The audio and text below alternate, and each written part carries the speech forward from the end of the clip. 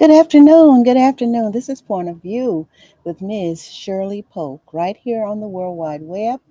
This is live on Thursday, the 22nd of May in the year 2025. And I am so blessed and delighted to bring Point of View to you one more time. Dear God, as I sit before you to speak, I pray to you that my soul you will keep. And if I should die before I finish, I pray to you, dear God, in the name of Jesus, that any outstanding sins will be forgiven. Amen. I am grateful, grateful, grateful. That song, Grateful, Grateful, Grateful, that is what I am today, to be able to come to you with the presentation of Point of View with Ms. Shirley Polk.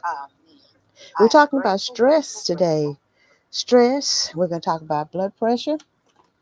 And they say that we're more prone, those of us of African descent, but we have so many other bloodlines in us. We have Native American, we have uh, Polynesian, Caucasian.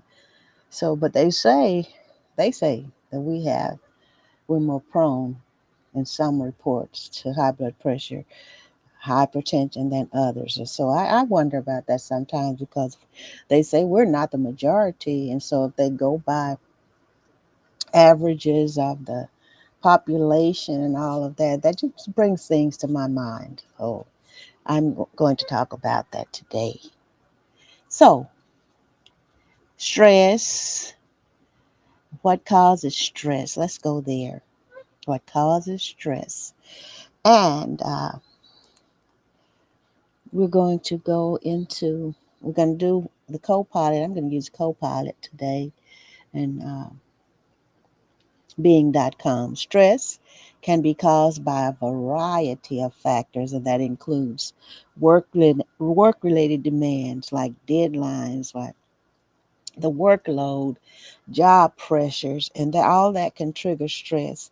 Then there are personal relationships, conflicts of or pressures in personal relationships can lead to stress. Then there's financial pressures, concerns about money and financial stability can be significant stressors.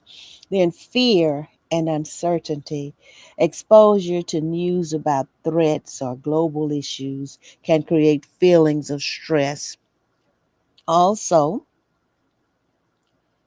uh, unrealistic expectations like setting unattainable goals can lead to feelings of inadequacy and stress. There's so many factors in this stress. Unrealistic expectations, that means setting goals that you want to ever achieve, and some people do that, and I know that there will be things unfinished when we do and leave this world, whether it's by death or whether we're transitioned into another uh, body, uh, incorruptible body. However, we leave here, there will be some things left undone.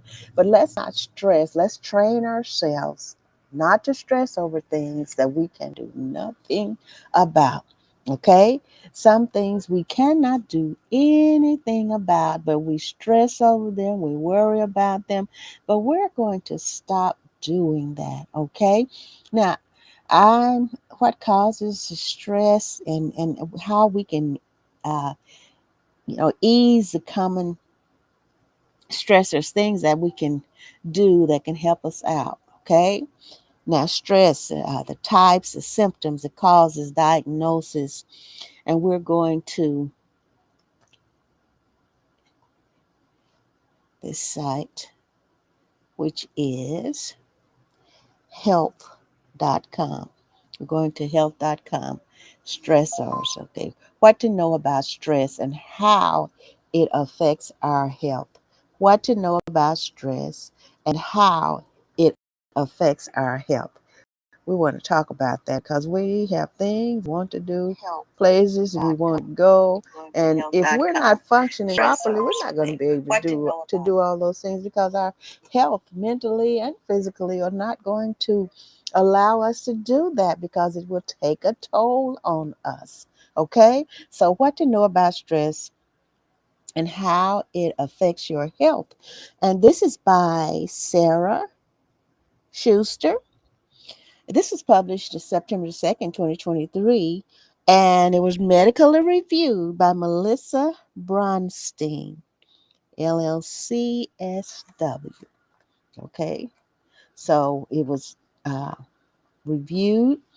So we have this research, we have this information, and we're going to go into it. What to know about stress and how it affects your health. Oh, yes. What to know about stress and how it affects your health.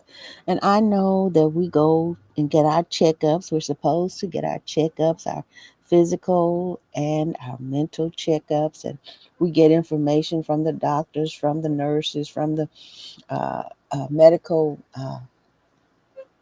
staff.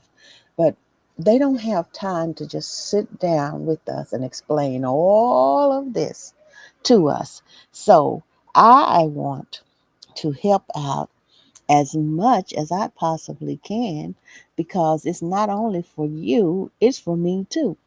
I want to help wherever I can and bring these issues to the forefront and not only present them, but to use them to help myself as well as help you.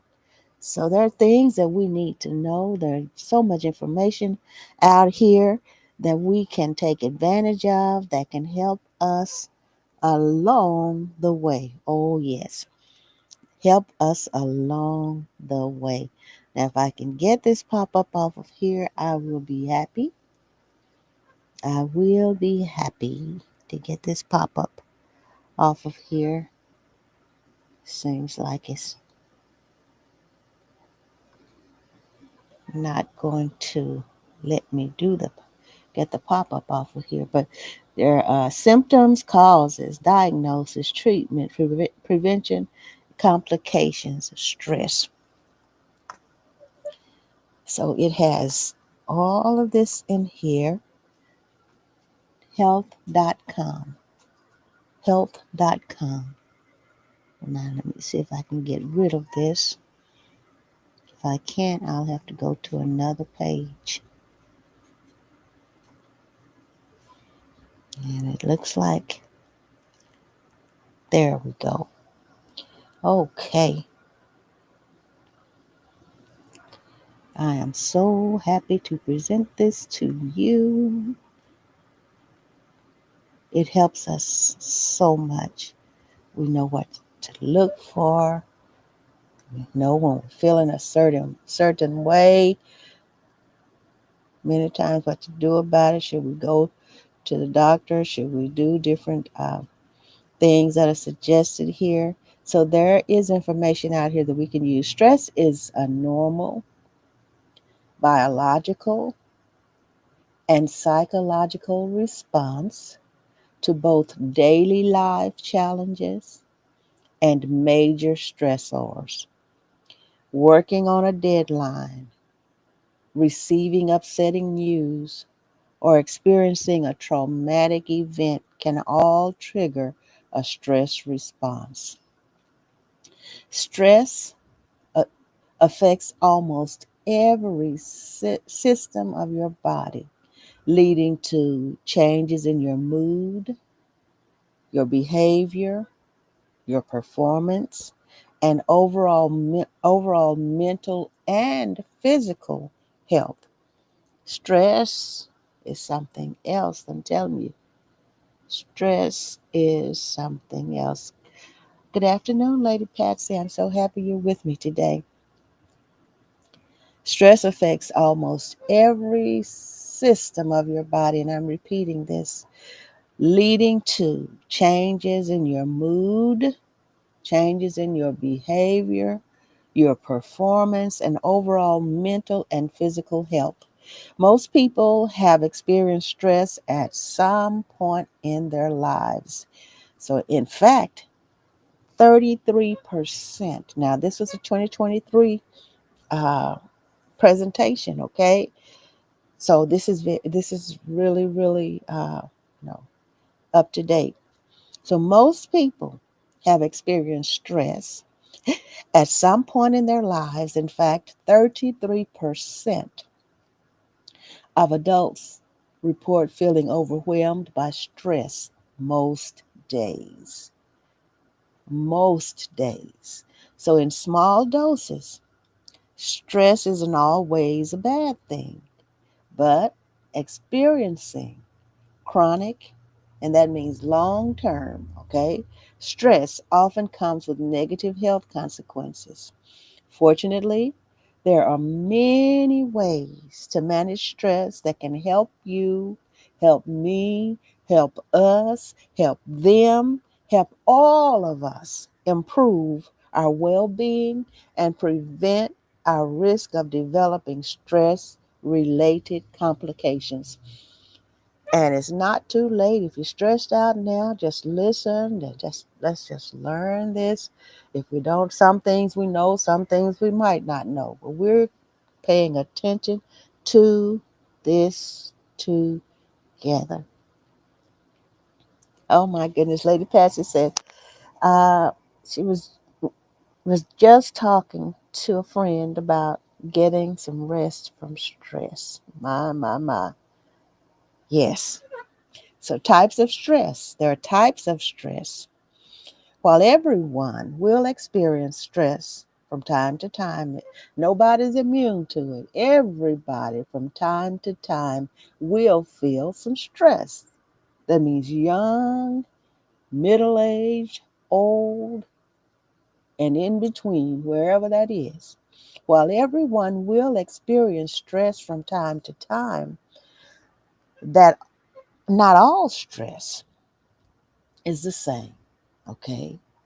Not all stress is the same. There are two primary types of stress. There's acute, which is short term, and chronic, which is long term. So, whether stress is acute or chronic depends on how long your stressor lasts, your ability to address the stress you're experiencing, and the types of stressor that's affecting your life. All of this has a role in it. Okay? This is great information for us. Now we're going to talk about the acute stress. Okay? And that's the short term. All right? The short term stress. Generally, an acute stressor is a challenge or inconvenience you may commonly experience as a part of daily life. This type of stress will trigger your body's natural stress response, but this response will eventually go away once you address the stressor or the stressful situation is over. Forgetting your house key at work, running late to an appointment, or facing an unexpected obstacle, for example, sitting in traffic, are all examples of acute stress. Although these situations can feel unpleasant and frustrating, stressors that cause acute stress tend to be easier to solve. In these cases, a stress response can sometimes help you adapt, keep you alert, or sharpen your focus on the situation at hand. That's acute. So sometimes it could be helpful. Help you be on, and I haven't found out what the P's and Q's are yet, but it helps us to be on our P's and Q's. All right. Now we go to chronic stress. In contrast to acute stress, chronic stress is your body's response to a prolonged stressful event or a series of events. In these cases, the stressor is long term and often difficult to solve.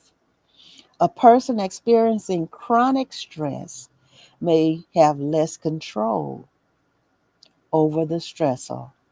Examples of stressors that can cause chronic stress include living in poverty, experiencing family dysfunction, dealing with ongoing abuse, harassment, or discrimination, managing a chronic or terminal illness, caretaking for an aging or sick loved one, having a toxic work environment. So, people who live with chronic stress may also experience helplessness, anxiety, depression, and negative physical health outcomes, such as not being able to heal from an infection or illness as quickly. All of this plays a factor in life. This is amazing, isn't it? This is so amazing. If you're living with chronic stress and you're wondering, well, I've got this cold, but I can't get rid of it, but you're worrying about this and you're stressed out about that, that affects your healing time and the healing process. People, like if you have some, they say like an infection or something like that, and you're stressed out, that really has an effect on the healing process. People who live with chronic stress, and I'm repeating this, may also experience helplessness, anxiety, depression, and negative physical health outcomes, such as not being able to heal from an infection or an illness as quickly. And here are some the symptoms now. Some of the symptoms. It's worth noting that stress is a full body experience, full body and all over experience, okay? Almost every major system of the body becomes activated when you experience stress. This is something, isn't it? Notably, your sympathetic nervous system, which activates the body's fight or flight response, releases hormones like adrenaline and cortisol when you're dealing with a stressor. This body wide response causes both physical and mental symptoms, which can affect your heart, it can affect your stomach, it can affect your muscles, your mood, and your thoughts. This is a whole body effect. Stress is, okay? Now we go to the physical symptoms of stress. The physical symptoms of stress. Stress may cause a wide variety of symptoms that affect your physical well being. And these may include, these are some of them. There's heart palpitations. Have you ever gotten excited or gotten stressed out and your heart started beating faster? You started breathing faster. Seems like you're out of breath and all of that. There are heart palpitations, muscle aches, sweating, dry mouth. These are some of the physical effects and symptoms of stress. Shortness of breath, fidgeting, headache, fatigue, emotional and cognitive symptoms of stress. Here we go, emotional and cognitive. It's also common for stress to cause symptoms that affect your mental health, including your emotional well being and the ability to think. Have you ever been in a situation where you're trying to think and the people say, well, what you gonna do? Or you thinking, what am I gonna do? I can't think clearly. I can't decide what to do. Have you ever been in a situation like that? It's also common for stress to cause symptoms that affect your mental health, including your emotional well being and ability to think. These symptoms may include forgetfulness, trouble concentrating, difficulty making decisions, changes in mood, feeling nervous, feeling anxious, feeling sad, and feeling depressed. Either or maybe all of them, depending. Racing thoughts, things, just different things just going through your mind. Those racing thoughts, anger or irritability. Then next is behavioral symptoms of stress. As a result of the stress you're experiencing, you may notice changes in your behavior, such as experiencing changes in your sleeping and eating habits, such as not eating or sleeping enough or eating and sleeping too much. It can affect you in either way. Sometimes it'll go wishy washy. One day you'll eat too much, one day you might not eat anything. The next day you might eat a little, the next day you might eat a lot. The stress is something else, and stress can kill. Okay? Having a lack of interest in hobbies and activities, isolating yourself from social situations and loved ones, coping with stress with substances such as alcohol, drugs, or tobacco. Now let's go to the causes. Stressors are events or demands that trigger your body's natural stress response. This stress response can become activated anytime your brain and body perceive a threat. For example, your body activates the same stress response whether you're running late to an appointment or running away from danger. However, your stress response can vary in intensity based on the stressor you're experiencing. Oh, yes. So, here's some common causes of stress, and they can include financial stressors such as not having the funds to pay your rent or mortgage. Has anybody been through that? Parenting or family stressors like taking care of a sick child or parent. Oh my God. School or work stressors such as an upcoming exam or important work presentation. Political stressors like living in a divisive political climate. Does that sound familiar? Been doing that a long time, haven't we? Health stressors, such as receiving news of a medical diagnosis, pandemics or natural disasters, and things are happening all over the world, different things.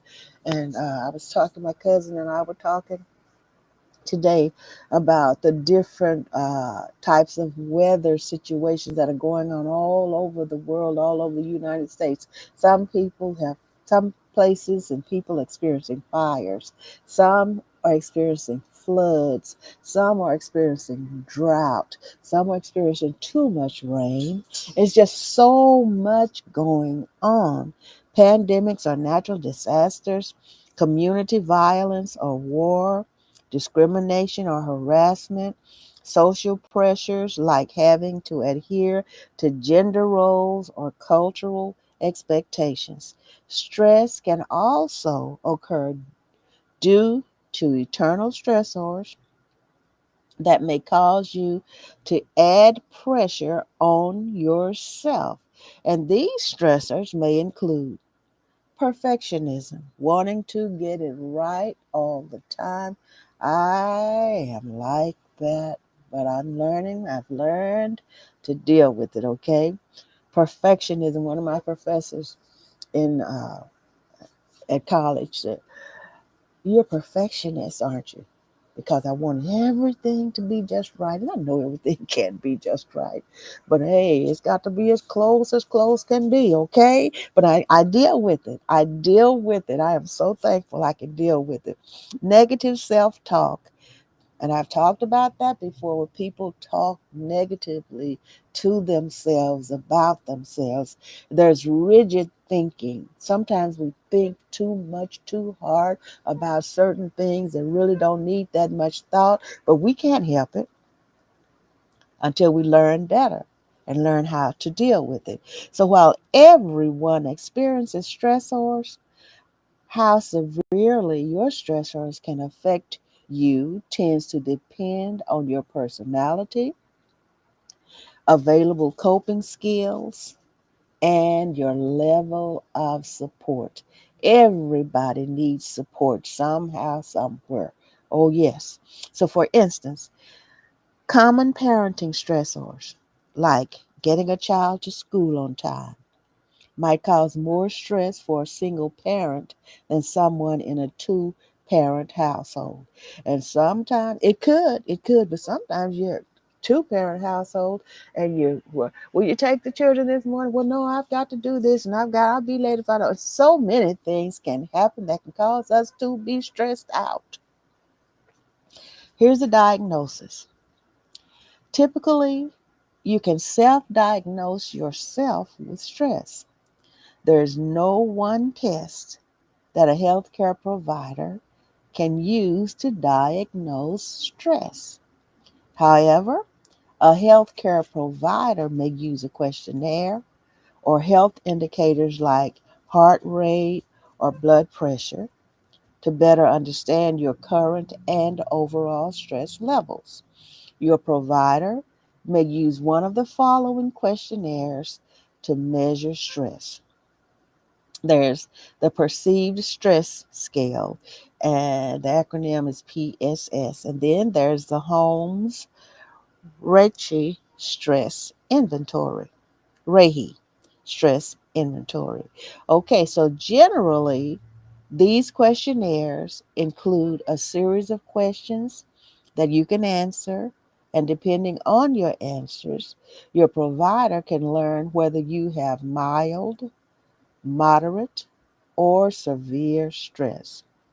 This can help your provider understand how stress may be affecting your overall health and suggest options for treatment and self care. I'm telling you, this stress will take you down. Oh, yes. Your healthcare provider can also help you identify signs of chronic stress and stress related disorders. They may ask you about potential stressors you're experiencing, sleeping patterns, eating habits, and mood. As they learn more about your experiences with stress, your provider may also try to rule out mental health conditions such as. So while they're examining, asking you questions, they do it for a reason. And this is also research, and they have found out what the best questions are that get the most effective answers so that they can diagnose as close as possible to the real problem. Okay? So, as they learn more about your experiences with stress, your provider may also try to rule out mental health conditions such as acute stress disorder.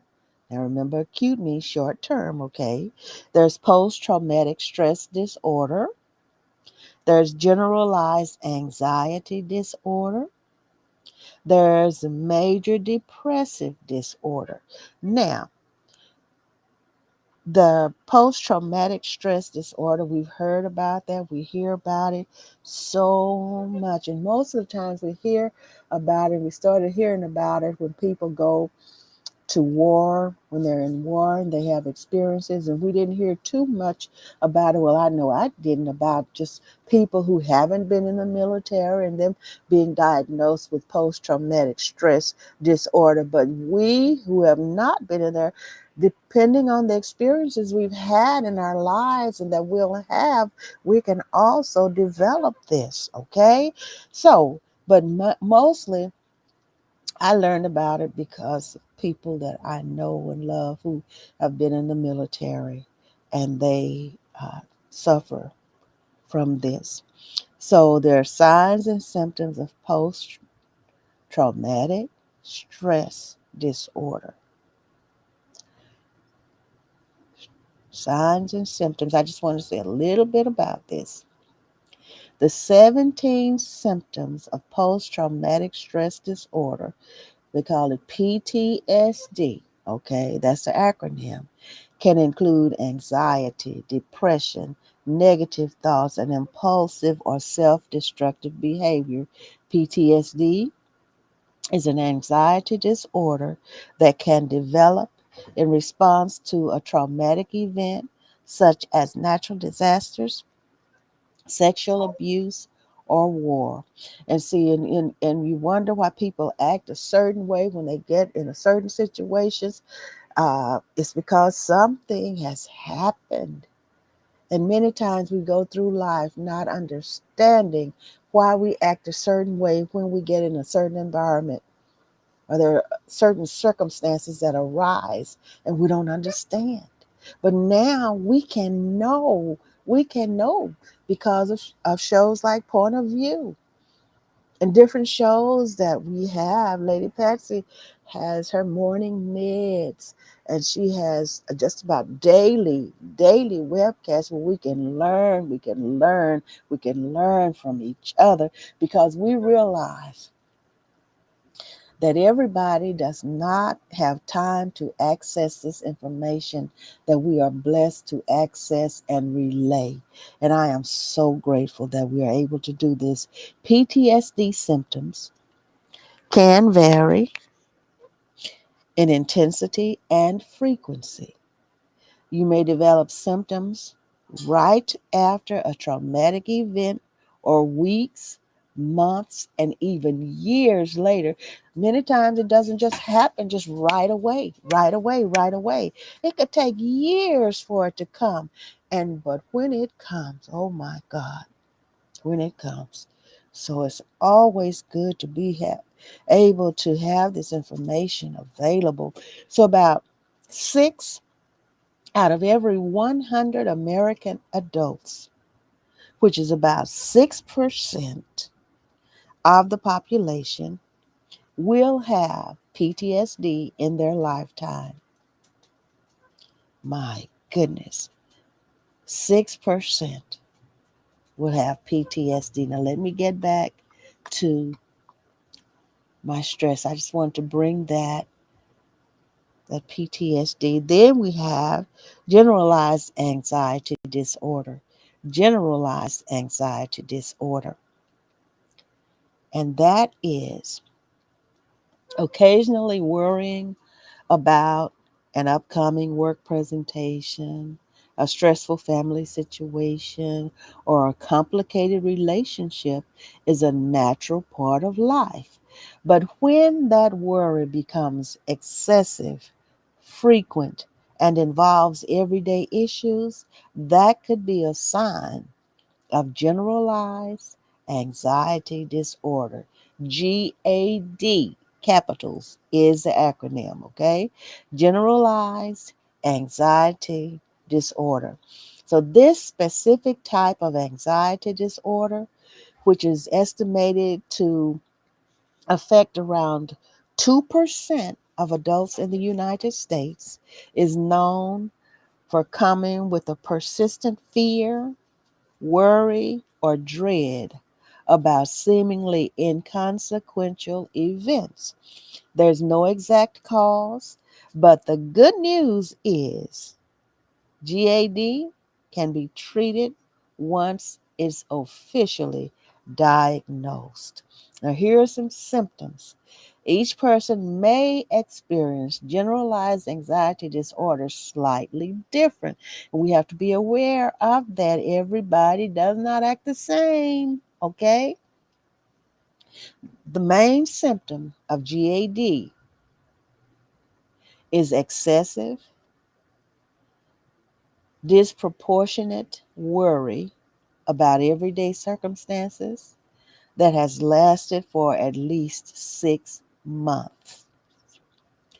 In adults, this might look like constant, out of control worrying about your job, your health, your finances, relationships, and more. People experiencing GAD typically have a hard time controlling their worry and are aware that they're worrying more than they logically should. They are aware of it, okay? GAD can involve other physical and mental symptoms that can interfere with your daily life, including pain, fatigue, shortness of breath, irritability, difficulty concentrating, startling easy,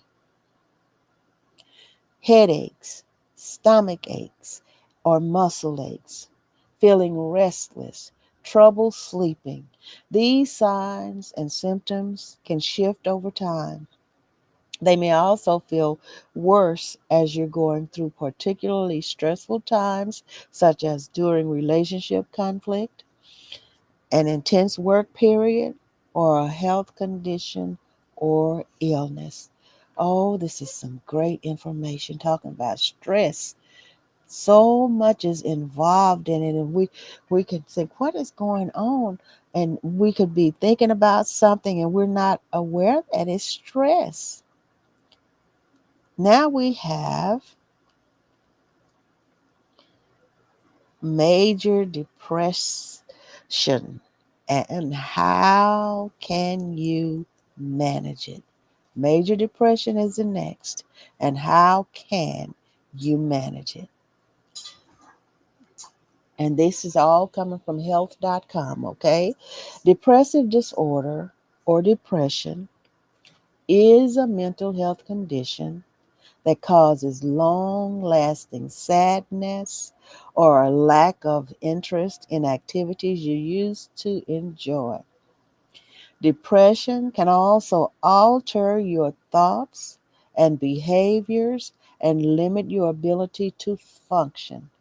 You hear that? It can limit your ability to function. There's more than one type of depression. Symptoms of each depressive disorder, they are similar, but they can each have distinct features.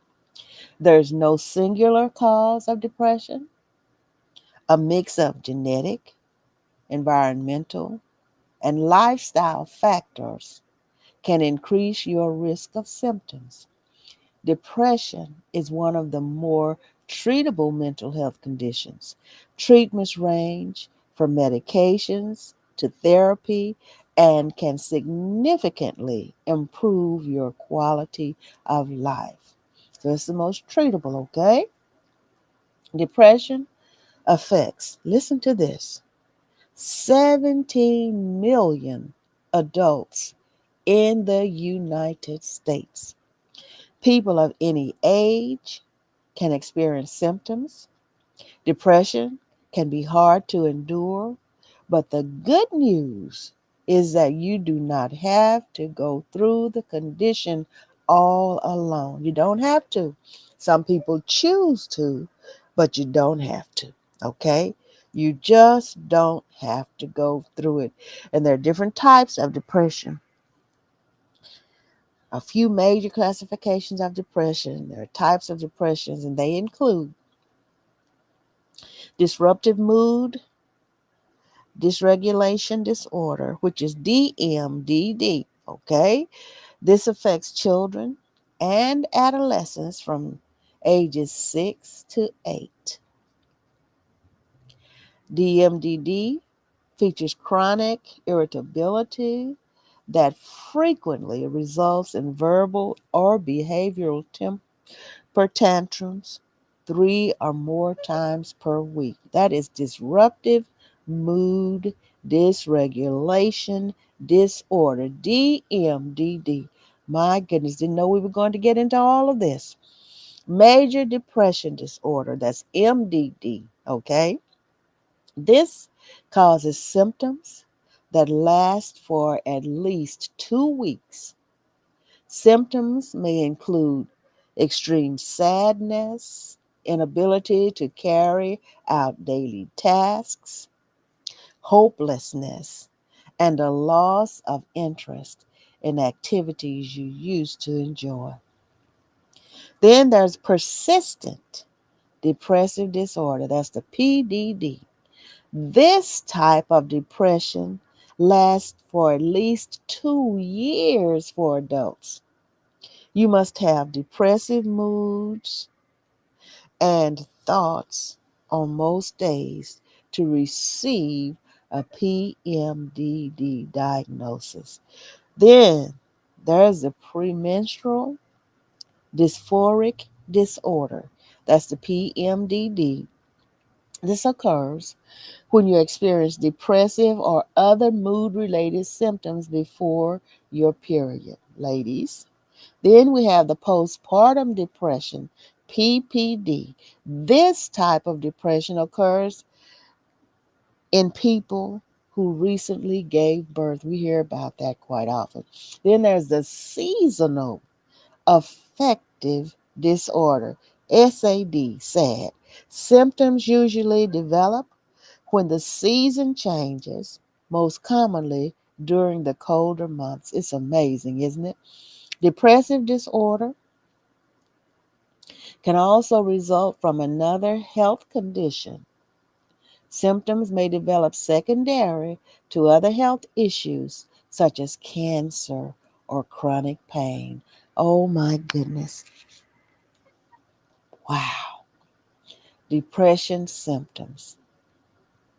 Talking about stress, it all has to do with stress. How stress can flourish and go into different areas.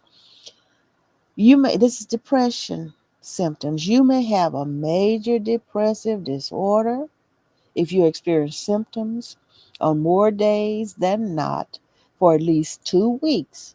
Depression symptoms include a low mood or constant sadness, appetite changes that lead to unintentional weight loss or gain, changes in movement, for example, restlessness or slow speech and movement, difficulty concentrating, thinking, or making decisions, feeling extremely tired or not having energy, feelings of worthlessness or guilt, lack of interest or pleasure in previously enjoyed activities, low libido or sex drive, sleep issues, for example, being unable to sleep or sleeping too much.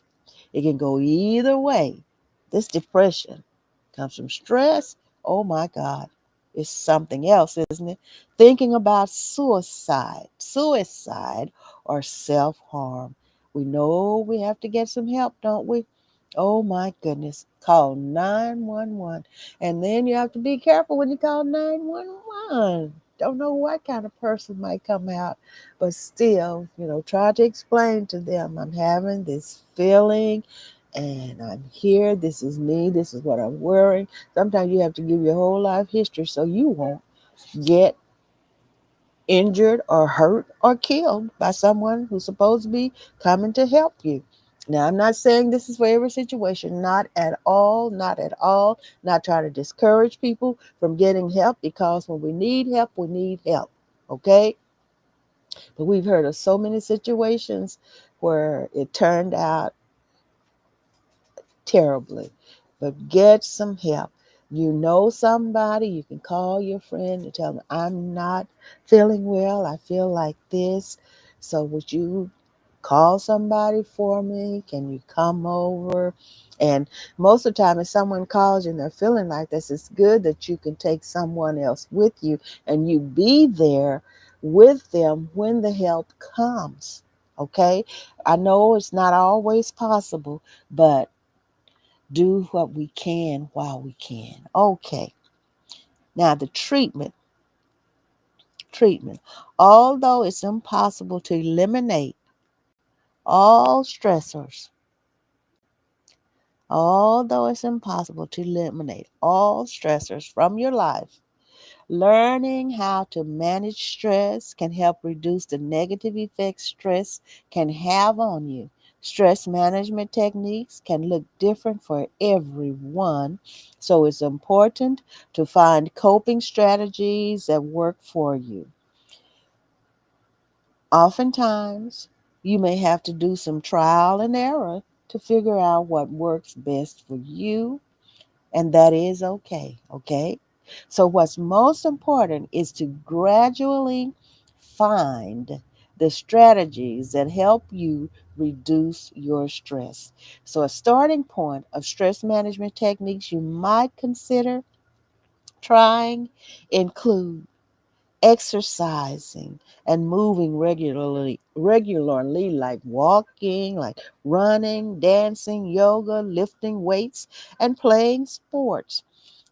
I do my exercises almost every day, and I do age appropriate, body appropriate exercises. But I do get my exercise in, and hey, I'm working on my eating and consumption and the types and all of that. I'm working. Okay, eating nutritious foods, talking about your stress to a trusted loved one, getting enough sleep, keeping a journal about your life experiences and how you're feeling. I do a journal every day. And if I miss a day or two, I go back and remember the best I can what happened the days that I didn't write. Okay, but very seldom do I miss. This is really a good practice, okay? Keeping a journal about your life experiences and how you're feeling. Engaging in hobbies that you enjoy, for example, crafting, knitting, gardening, reading, playing video games, and hiking. Starting a mindfulness or meditation practice, reducing your intake of caffeine and alcohol, which can worsen stress symptoms. For stress that is more chronic or debilitating, you might find it helpful to contact a mental health professional to get additional support. They can help you understand treatment options outside of self care, such as participating in talk therapy or taking medication. Okay? This is good. Call and talk to someone. FaceTime them, however. And peace of mind counseling is my service. And get in contact with me. And 469-629-9543 is the phone number. Then you have my, where you can contact me through Facebook, through YouTube, different avenues. You can get in touch with me. And then if your situation requires someone that has a practice that you need to go to, besides talking, you might need some medicine, you might need different things, then I can refer you to someone else. I'm not selfish. I realize that everybody can be helped by one uh, treatment, one source, and we have to learn and we have to know when it's time to say, okay, someone else can help you. And I will help you to get in contact with the person that you need the most or the service you need the most. Okay, I am really enjoying this. How to prevent stress. While external stressors can be hard to control, there are some things you can do to reduce the amount of stress you're experiencing. Some prevention strategies may include learning to say no. And I'm telling you, I have learned to say no, and by golly gee, I will say no, okay?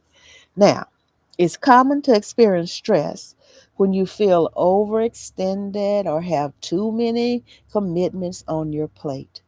Setting boundaries and saying no can help increase the amount of control you have over your life while also reducing feelings of stress and overwhelm. Asking for help. This is something that is really hard for many of us, okay? I have to be really, really in dire need to ask for help. And then if it doesn't turn out like I expect it to, then it's hard for me to ask again, okay? Asking for help. You can you don't have to manage your life stressors on your own. Ask for help from loved ones or seek out resources in your community when life begins to feel overwhelming. It's also important to note that not everyone is comfortable asking for help. Didn't I just say that? Or may have never learned how to properly request support. Talk to a close loved one first for their suggestion, or ask a mental health provider how you can gradually work your way up into asking for support more comfortably. Practice positive self talk. That's self talk again, okay?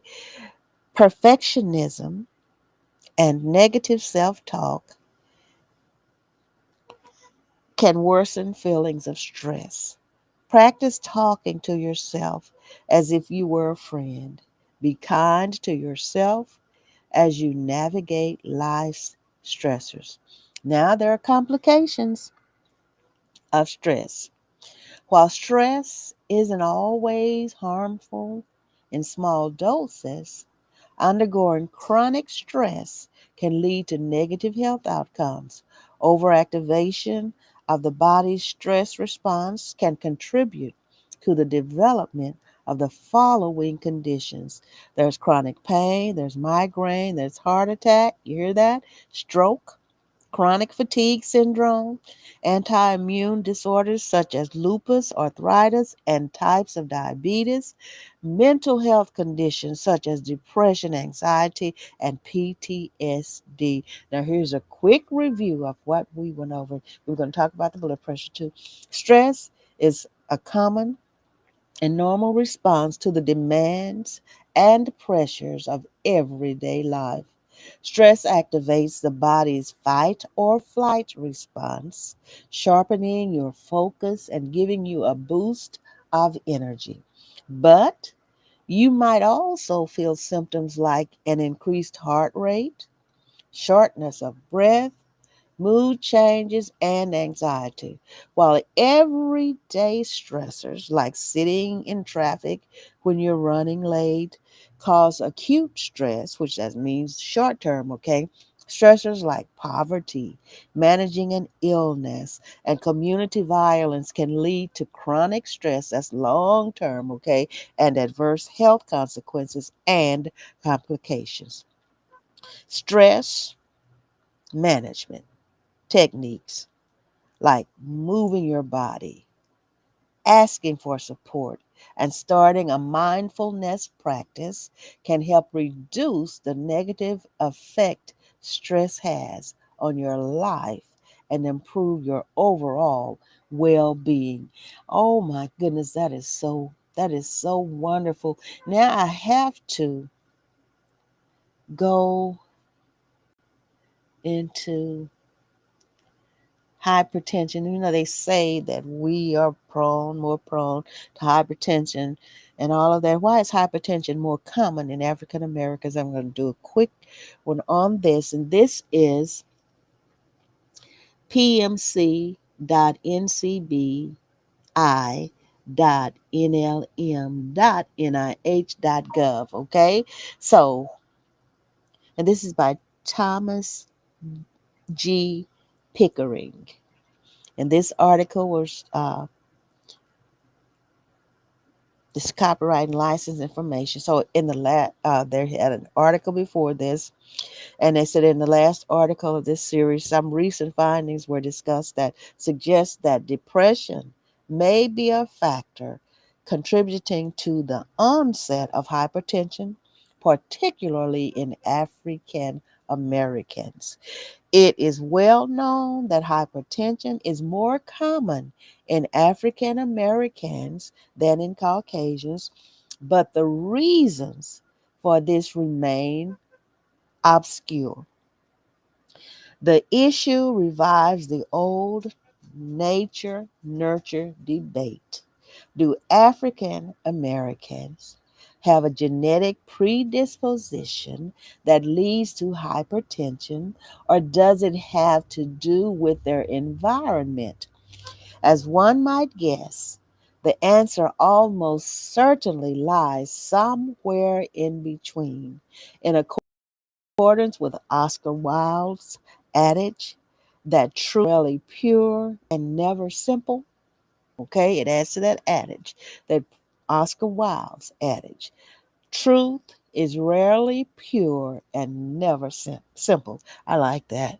Some recent studies have thrown light on this question, and to the writer's mind, favor the predominance of environmental factors.